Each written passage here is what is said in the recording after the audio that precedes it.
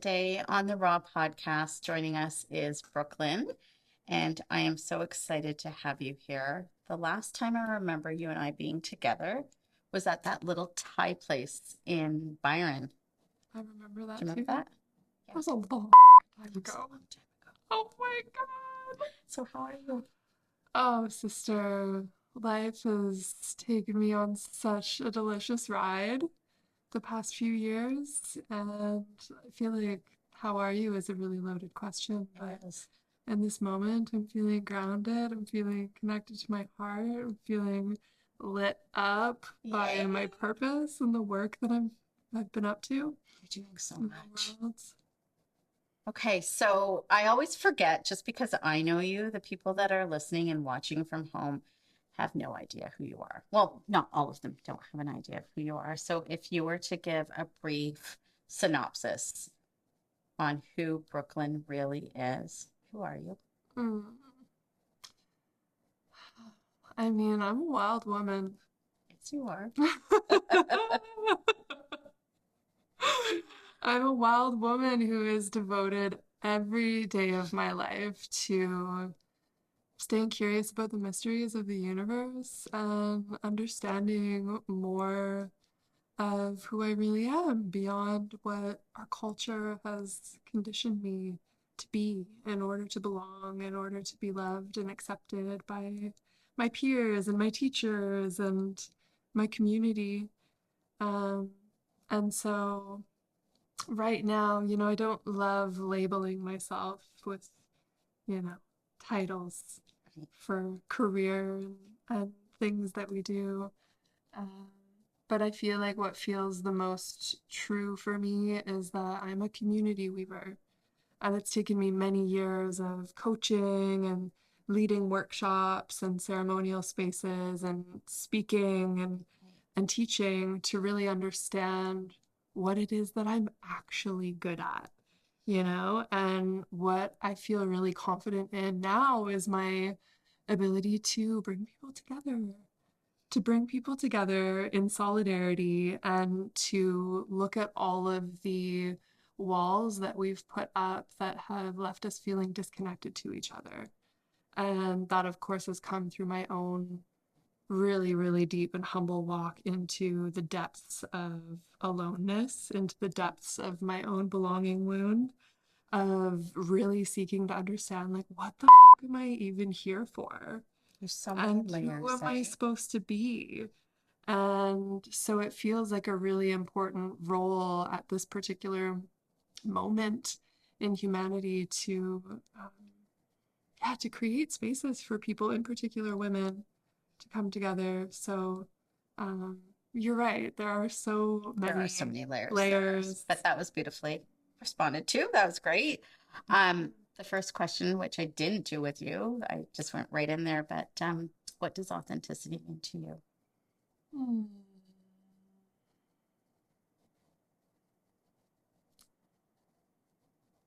Yeah, to me, authenticity is sincerity, it's courage, it's, yes, the courage and the willingness mm,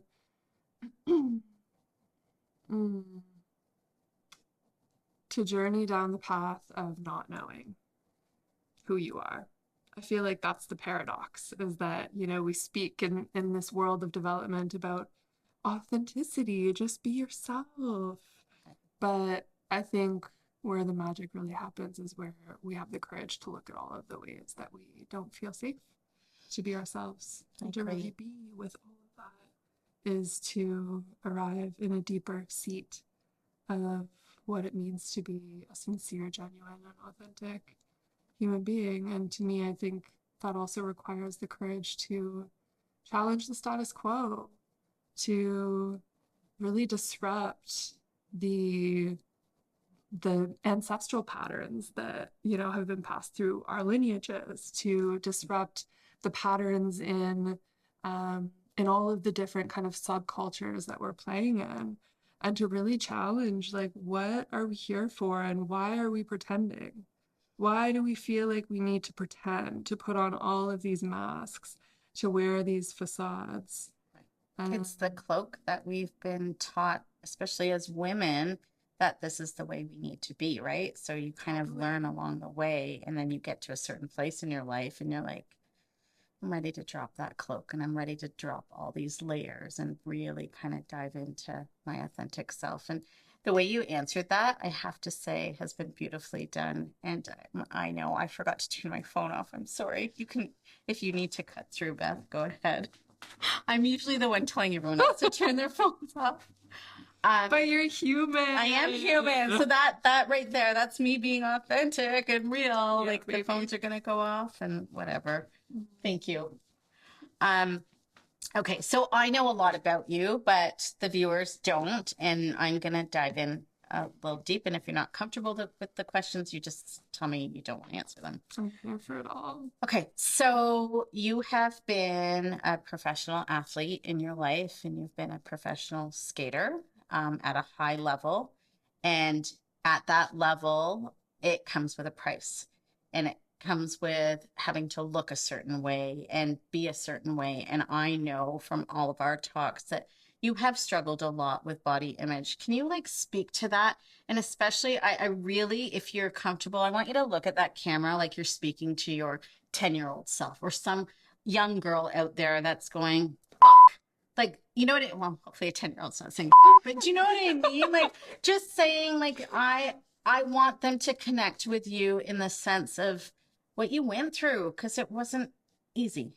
Mm. So, So you want me to look right over I there? want you to look right over there. Thank you. Yeah.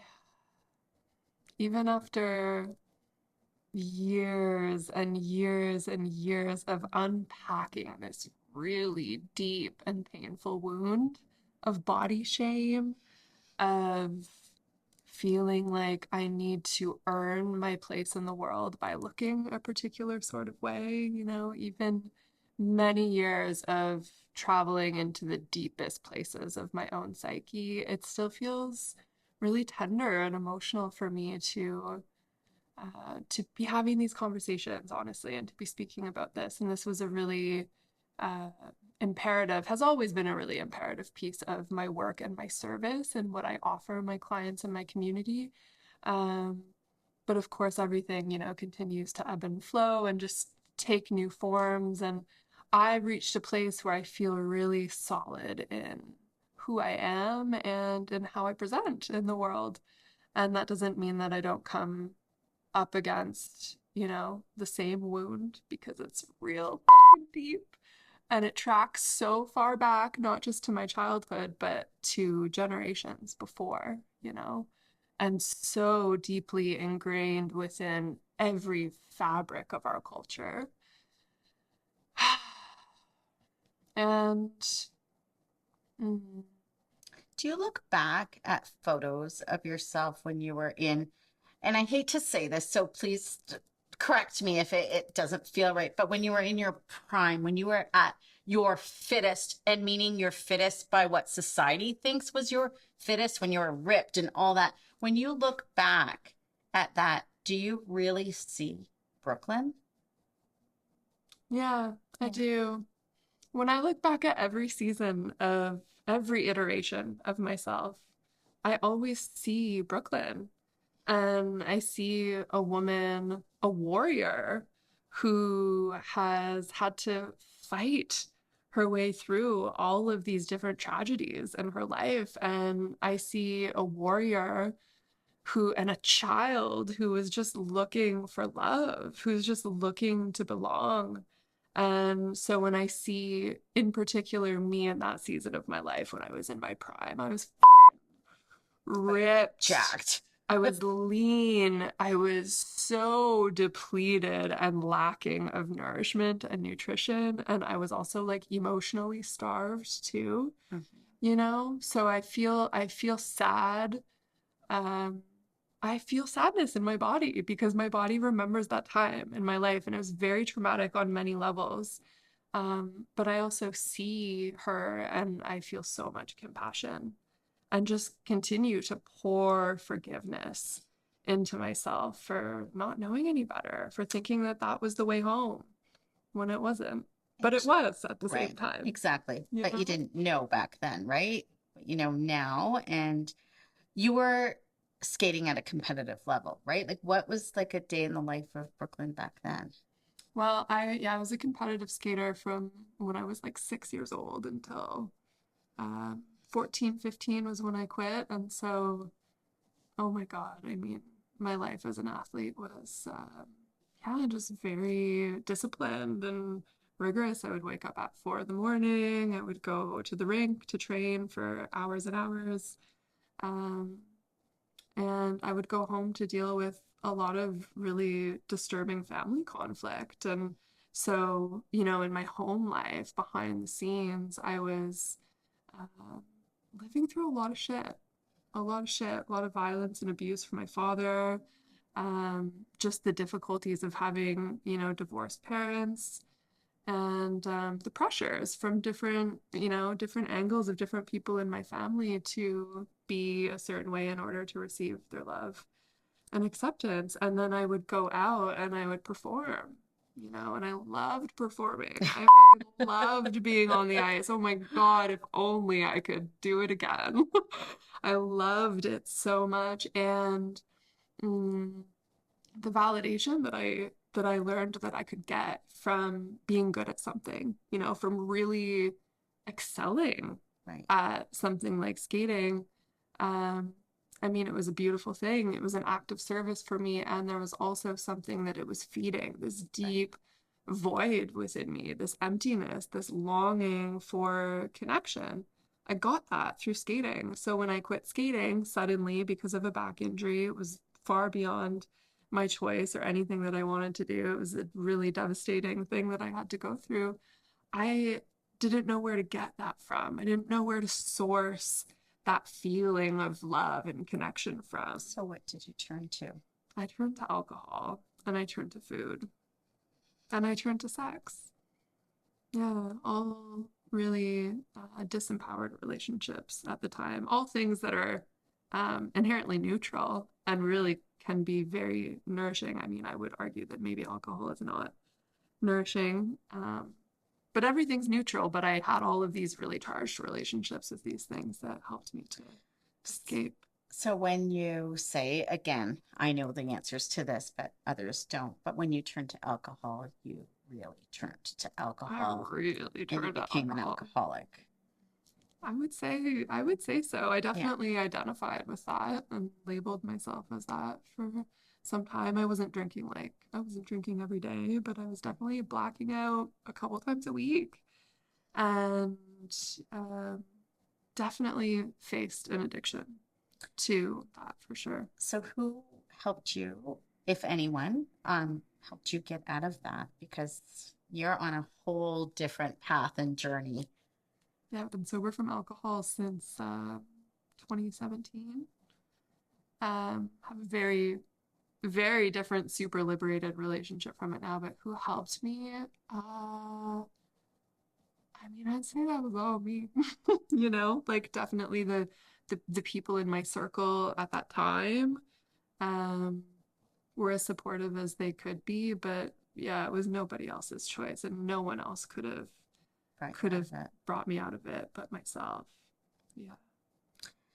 So you've had many relationships in your life. And Where are sorry. we going with this? Um, I guess I really want to know how you came to realize what your sexual preferences were. That's a fun Is question. that a fun I question? love talking about this. Well, I mean, I grew up in figure skating culture. So I really grew up in a culture where like gayness was reflected to me everywhere, not necessarily through girls, Right. but definitely through boys. I had a lot of gay boyfriends, and I always used to joke when I was a kid and say, I feel like I was a gay man in a past life. Which now, knowing what I know about past lives, that's definitely true. But I wouldn't have necessarily identified as myself as being someone who is attracted to women. But it wasn't until I made it to university. Actually, throughout high school, my close friends used to joke because I remember I always used to want to make out with my best friend, and we would get drunk and we would make out. And I was like, wow, I really enjoy that. Like, this is an interesting. And then my friends would always joke about me being a lesbian, and I kind of hid behind the humor of Right. it. And it wasn't until I went to university where I was very isolated and very alone. It was a really dark time in my life. And I was going through all of these issues of relating to my body and not feeling at home in my body. And so my roommate at the time convinced me we should try out for the rugby team. A fucking ex-ice dancer, like as Going over rugby. feminine as can be, trying out for rugby. She was like, "We'll lose weight. This will be our way to get fit." I was like, "Sure." So I was on the rugby team, had no idea anything about the sport. I just followed people around. I just it's You like, just what did the it. fuck am I doing? But I remember a moment in practice where there's something in the game of rugby where you have to like lift someone up, for them to Hmm. like catch the ball. And I remember like touching this woman's butt, being like, "Wow, Do you feel I good? feel Like, was it? giddy. I feel giddy and nervous." And I felt like I really had to hide that from I mean, I didn't have a lot of friends at university, but from the people who I was friends with, I just felt so confused about it and so much shame. And so I continued to date men. One of my boyfriends asked me if I was a lesbian and was really convinced that I was. And I was like, and anyway, years went by, and I remember the first time that I experienced intimacy with a woman. It was just like, yep. You just knew. You knew Yeah. in that. Yeah. Yeah. Yeah. It just felt like home. It felt natural. And yeah, it's really been a dance and a journey. And I've dated a full range of men and women. And um, I'm now engaged to, Are you engaged? yeah, we're engaged. Congratulations. Thank you. Can't wait to meet To her. she's a special human, really, Oh, really special human. congratulations. Thank you. Mhm. So you just know it's right. You feel good and Yeah, good. for sure. And I feel like sexuality, it really extends so far beyond the binaries that we have, you know, that we've been shown in society. And subsequently, aside from my journey of understanding my sexuality and my attraction to women, I was also, on a deep journey of coming home to myself, like really arriving in my body, healing from these deep shame imprints. And through, kind of both of those pathways of sexuality and body shame, I came to discover like, wow, I am an erotic being, Hmm. and I have access to all of this life force, this sexual energy, and I can feel the ways that the sexuality like amplifies my magnetism and allows me to feel not attractive based on society standards, but allows me to actually embody my magnetism, my attractiveness, Right. simply by being more of myself. And so I've been on this really deep journey of kind of integrating all of these pathways of sexuality and body image and yeah, really like coming into myself as an erotic being. And so in that, I've come to understand like sexual energy is sexual energy, and I feel like I can be expressive and embodied in that with men, with women, and I can also just be embodied in that when I'm like gathering in with my sisters, and Hmm. that not in that we're in an exchange of sexual energy, but like what does this new paradigm look like where we can all just like live in our pleasure and not have to contain it or compartmentalize it for like just the bedroom or for just our monogamous partnership, but like what if we all just got to be more of our radiant selves all the time? It'd be beautiful. And for me, that goes so far beyond attraction to men and women. It's, yeah. How was it when you came out? Like, how were you accepted by your family and yeah, Oh, shit, girl, you went friends? there. I went there. My family did their best. Oh my God, my favorite coming out story was with my grandparents, I took them out for dinner, and I really wanted to tell them. And they had been my safe space my entire life, you know, but I still felt a lot of nervousness around it. My grandpa has since passed, so it makes telling the story just that much sweeter. I took them out. My grandma was sitting next to me, and my grandpa was sitting across from me, and I kept getting all of these, you know, I'm tapped into the spirit world, so I'm listening and I'm hearing all of these messages and, you know, experiencing synchronicities, and all like spirit was just like, bitch, tell them, tell them, tell them. And then I'd have this fear response in my body and just would just like deflect or redirect. And yeah, throughout the course of this short little dinner, spirit just nudged me like so many times. And eventually I just like had to, it's like mustering up the courage to like word vomit something that it's so crazy, you know, to say something when you don't know how it's going to be caught. And so I was like, I have to tell you guys something. And my grandma turns to me and she goes, "You're gay." Really? And, and I said, "No." And she said, "Oh, thank God." And I was like, "But I am bisexual." And she just like took some moments in silence and was just like really disoriented and didn't know what to say. And she turned to my grandpa to like ask him to step in, and he had food in his mouth, and he said, "I don't even know what she said." And she goes, "She said she's bisexual." And he goes, "Well, whatever floats her boat." Is that what you said? Yeah. Yeah. That is sweet. That Yeah, is sweet. so that's my precious coming out story, and ultimately was, yeah, just met with so much care, not from everybody. Some people it was surprisingly Did you lose people really along the way difficult. or? Temporarily, Yeah. temporarily, and like who knows who else fell off along the way that was just like, yeah, didn't like it, couldn't handle it, I'm sure, you know, and that's part of living authentically, is 100%. being able to hold other people's projections and not wear other people's projections at the same time. You know what I mean? Like, it's Can like, you I say can that hold again? Can you this actually say that again? for sure. Yeah, say it again. To hold other people's projections, right? To Hmm. hold them, but to not wear other people's projections as our own. So true. It's a, Because it's a we wear dance. everybody's shit. Yeah, we We certainly allow, do. and it's the stories we tell ourselves too, right? It's like, oh, I'm not good enough because of X or whatever, right?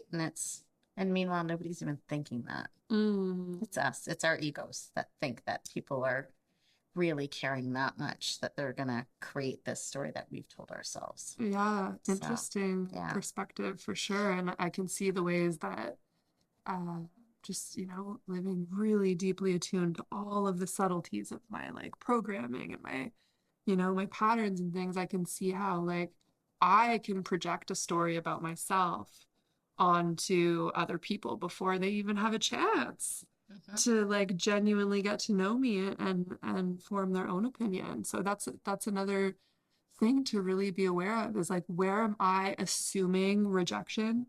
Where am I beating people to the punch? Where am I hurting myself or abandoning myself first So so true. that I don't have to receive it from other people, you know, which is ultimately just hurting us the same way.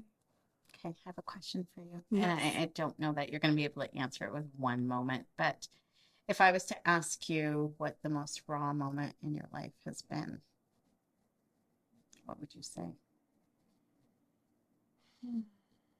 Oh my God, the most? Okay, I'm gonna need a moment here. Yeah. Mm,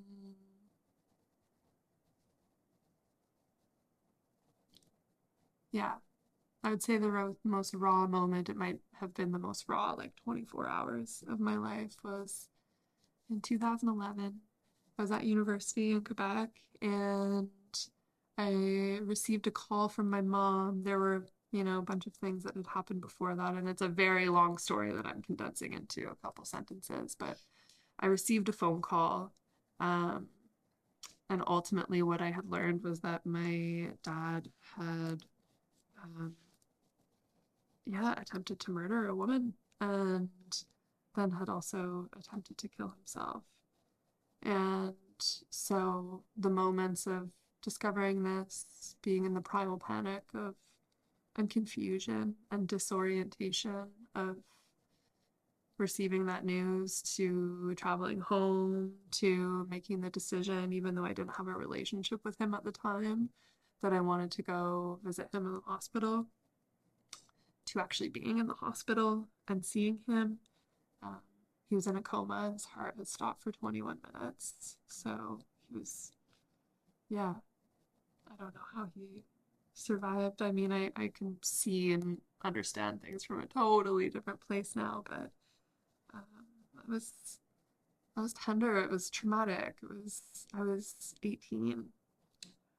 Yeah, and in the depths of my alcohol and drug use, and in the depths of feeling disconnected from my body, and in the depths of feeling abandoned by my father, you know. Because, yeah, you never had a relationship with your father and you were very angry towards him, correct? We did have a relationship, but there was a severing a couple of years before that incident happened while I was still in high school. It had always been very difficult to be in a relationship with him and painful, but we did. We were actually very close. And yeah, I mean, I think I can see now that I definitely was angry. I definitely did carry anger, but um, my trauma response, my impulse in that moment of seeing him and seeing my brother and my mom and my whole family and just navigating something so uncertain and so fucked up. My impulse was to support him through that, was to be there for him, was to, stand by him in all of his trials and go visit him in jail and go visit him in prison and be in solidarity with him and be an ally for him. And it took many, many years after 2011 uh, to really understand why I felt like I needed to do that and um, under what pretenses I was being, I guess, kind of manipulated into doing that. And I think this is a really complex conversation to have around, narcissistic abuse and, domestic violence and all of these like really intense, real human experiences. Um, yeah, I've since gone through a lot of really deep internal awakenings around just the standards that I have for people that I'm in relationship with. And eventually I came to realize that he was not meeting that standard. And so I since, have closed my relationship with him and continue to be on a very deep and probably eternal journey of understanding our soul karmic contract and what he's here to teach me and what it means to forgive and also what it means to allow myself to be angry and to rage. And that's a lot of the work that my partner and I offer women in intimate spaces is, yeah, doing work with rage and grief. And there are many layers to that, but I definitely have the personal experience, Yeah. yeah, of grappling with something so heavy. Do you feel like you've gotten the answers that you're looking for, or is this like a continual? It's continual. Yeah. Like I've journeyed with ayahuasca, I've journeyed with all different kinds of plant medicines. I have done 4-day fasts, vision quests in the wild. I have gone on fucking spiritual pilgrimages. Right. And always seeking to arrive somewhere, to arrive in a place of forgiveness, to arrive in having all of my questions answered. And it was actually just my most recent vision quest where I spent 96 hours fasting from all things familiar out in the wild by myself, where I came to understand my pattern of seeking to get somewhere, seeking to forgive him, seeking to have these questions answered, and really offered myself the grace and the permission to not to just be a student to this whole process and to this relationship. And Have you been able to forgive him? yes and no. I feel like forgiveness is so layered, and we've been taught these really overly simplistic ways of relating to different emotions and different emotional experiences. And I think it's so much more complex. You know, I have moments definitely where I, because I also understand from a spiritual perspective that God, source, universe, spirit, whatever your relationship is to the great mystery, forgives all injustices. All is already forgiven, you know? And so I can like connect to my higher power and really feel that as true. And I can also connect to my humanity and feel that as true, that there are hurting parts of myself, you 100%. know, that there are memories, imprints, really, really deep trauma that's stored in my body that I continue to work with and clear and transform through, you know? And so, yes and no. And I feel like that's how it really is, you know? That's And as incredible. long as we're like waiting for this revelation or this moment of like, oh, I finally forgive them, um, we may actually be dancing around the truth that like maybe we are the ones that are needing our own forgiveness, you know? And all of this anger that I feel for everything that happens outside of me. What if I feel the most angry about, you know, the resources that I didn't have, or the things that I could have done differently, or the ways that I betrayed myself, or didn't listen to my intuition, didn't trust myself, didn't love myself enough to have my own fucking back. That's where forgiveness is really due. And I think that that is an eternal journey for as long as we live. I think so too. I feel like every time we kind of are here and then we get here, then you come back a little bit and then you get there. I feel like life's just an evolution of a continual process. Every time you've tapped into one trigger, so to speak, there's a million other triggers waiting It there, keeps it right? fun. It does. Otherwise it'd be kind of boring, right? So Totally. yeah, Totally. And I say this, of course, from a position of privilege, right? Like not every soul that has signed up for this assignment on earth is able to say that, you know? So I also 100%. want to acknowledge that I'm very blessed too, you know, and like Hmm. I owe it to myself for doing so much of my work, but That's I what it comes also down to, right? You have to do the work if you want to kind of progress in your own journey. So, okay, next question. If you could bring everybody into a room that you've ever met, dead or alive, and you could only look for one person, who would you look for? everyone that I've ever met, so I have access to everybody. Everybody's in one room that you've ever met, and you can only go to one of them. And what do I get to do with them? What? Nobody's ever asked me that. I need to Yes. clarify here. My first instinct would be to say my beloved Emma. Um, like my ride or die. I Okay. will always choose her. Okay. Yeah. Who's Emma? Let's. So I met Emma. I love our love story. It's so epic. It's so wild. I met Emma back in 2016. So this was like Holistic Chicks era, Oh, yeah. Okay. right? Like this was around the time that you and I would have met and been Mhm. connected. This was a long time ago. This was like 8 years ago.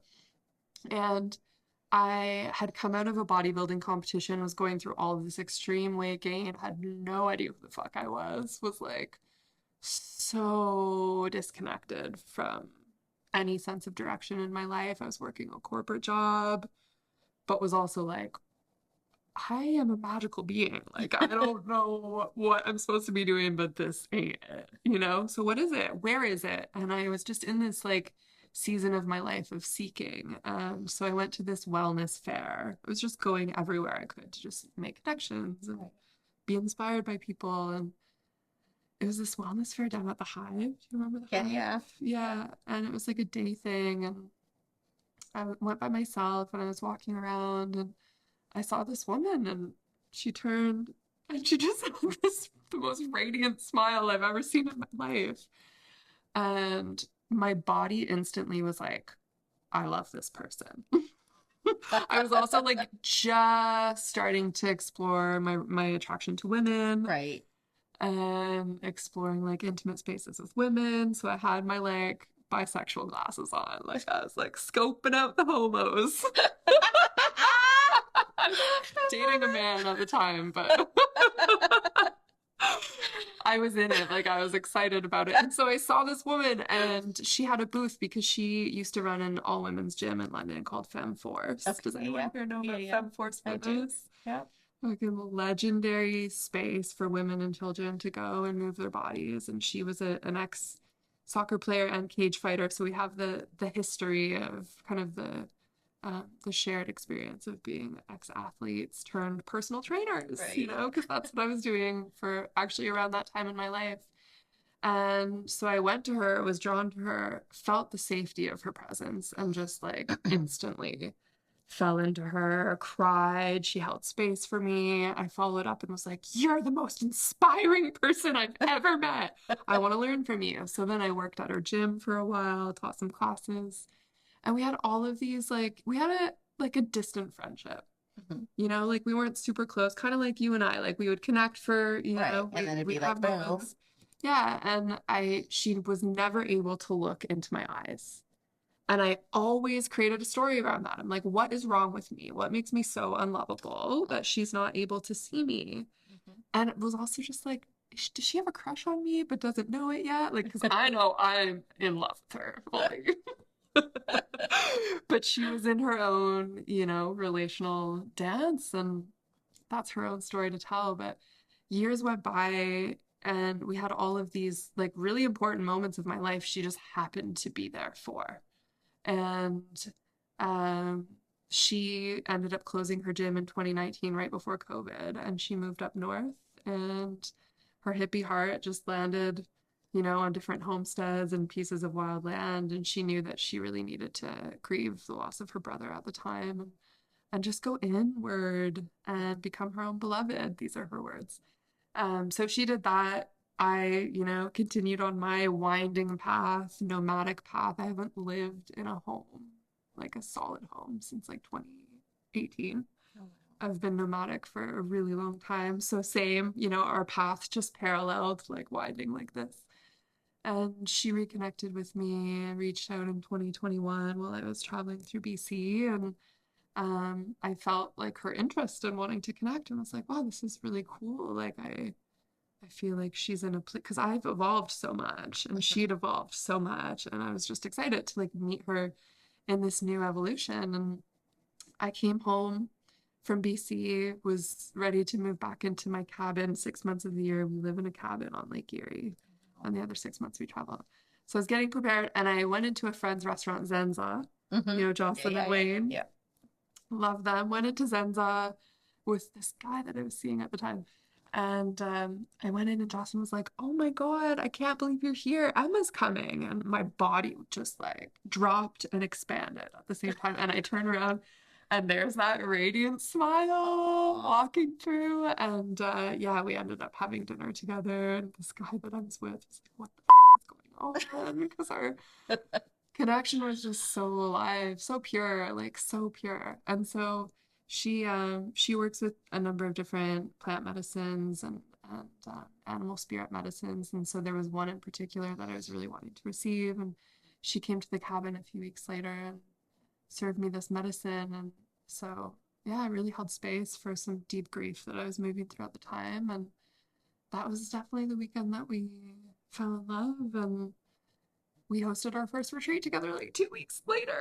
Oh, wow. Yeah.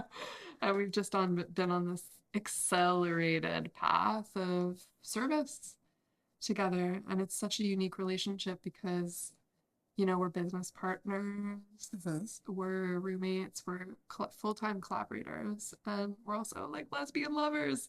So we have this really unique dynamic where we're in service first and foremost, like Mm-hmm. we're really devoted to the mission that we've created together. But our service feeds our union, and our union feeds our service. And so it's like when our relationship is shaky, it's showing up in our work. For And when sure. our work is shaky, it's affecting our relationship.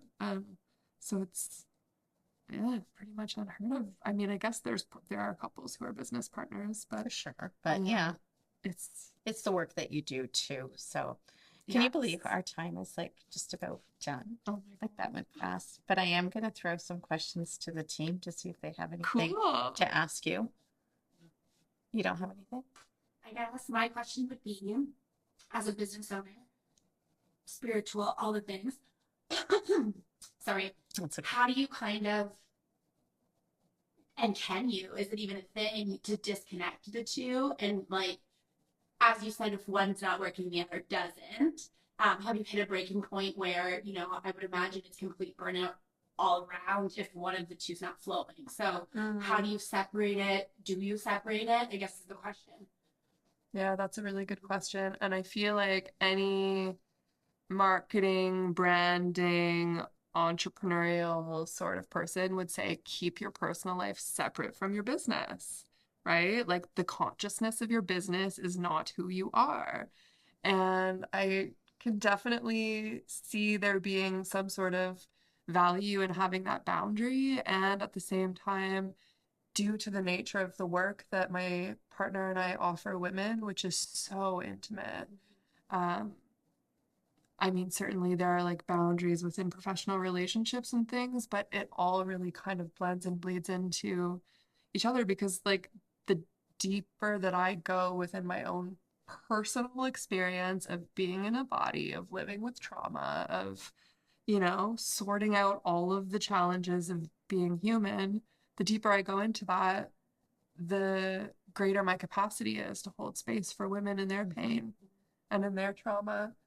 So it's like that's kind of the initiatory path. It's the devotional path of like the deeper I meet myself, the deeper I meet my work and my service. Now I have a follow-up question though, if I can. Do you consider yourself an empath? And if so, how do you separate from taking on the emotional pieces of all your clients or lovers or family? Or because it seems to be able to do what you do, you've got to be empathetic. Shit, dude, that's a good question. She's a huge empath. Yeah. Yeah. Feel We both it. are, right? Of So course, of you, course. Yeah, I would definitely consider myself an empath and also just like really deeply psychic. Like I see what people aren't saying. I feel what people aren't expressing, and so what are you feeling right now? What the fuck in this room? Bring it up. Let's be authentic and raw. fuck, man. Truly though, like what was the question again? If you're Empath. an empath, and obviously the answer is Taking yes. on. Yeah, how do you not take on other people's emotional trauma, or you're picking up things in the room if it's something you don't want to pick up?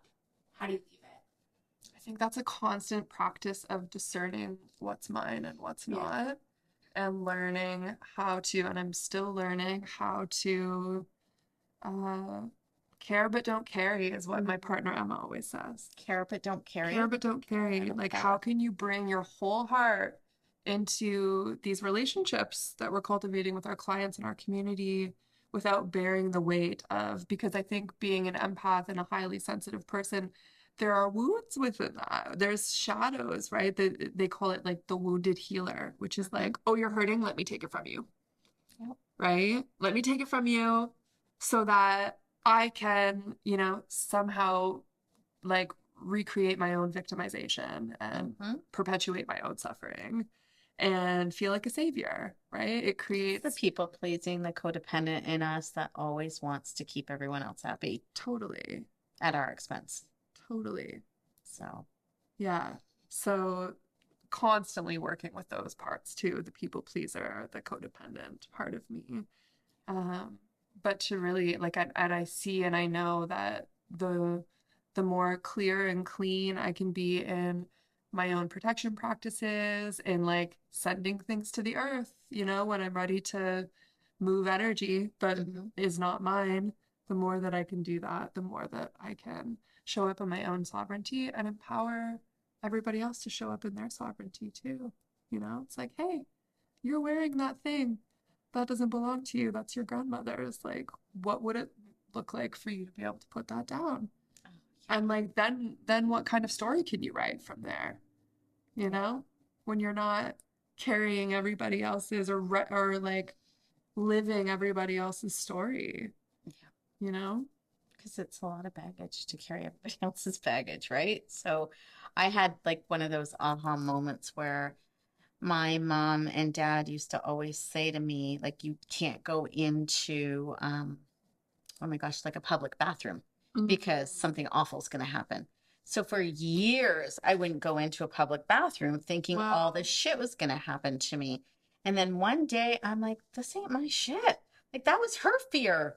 And I'd been carrying it. And I'm like, okay, I can do this. I don't need to be afraid because that was my mom's fear.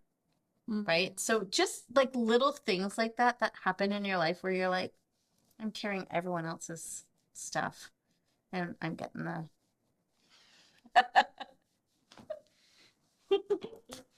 That was awesome. That was so, I love too. Thank you for having me.